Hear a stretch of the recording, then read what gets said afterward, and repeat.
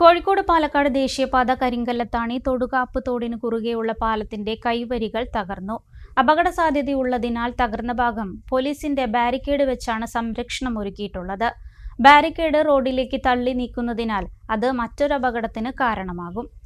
കരിങ്കല്ലത്താണി ഭാഗത്തു നിന്നും മണ്ണാർക്കാട് ഭാഗത്തേക്ക് വരുമ്പോൾ ഇടതുവശത്തുള്ള കൈവരിയുടെ ഒരു ഭാഗമാണ് തകർന്നു പോയത്. 5 അടിയിലധികം നീളത്തിൽ കൈവരി തകർന്നു പോയതിനാൽ അപകട സാധ്യത കണക്കിലെടുത്ത് പോലീസിന്റെ ബാരിക്കേഡ് വെച്ചാണ് സുരക്ഷ ഒരുക്കിയിട്ടുള്ളത്. എന്നാൽ ബാരിക്കേഡിന്റെ ഒരു ഭാഗം റോഡിലേക്ക് തള്ളി നിൽക്കുന്നത് മറ്റൊരു അപകടത്തിനും കാരണമാകും. പാലത്തിന്റെ ഇരുവശത്തെയും കൈവരികൾ പൂർണ്ണമായും ശോചനീയാവസ്ഥയിലാണ്. മനുഷ്യരുടെ സുരക്ഷ കണക്കാക്കി കൈവരികൾ പുനർനിർമ്മിക്കണമെന്നാണ് യാത്രക്കാരുടെയും നാട്ടുകാരുടെയും ആവശ്യം.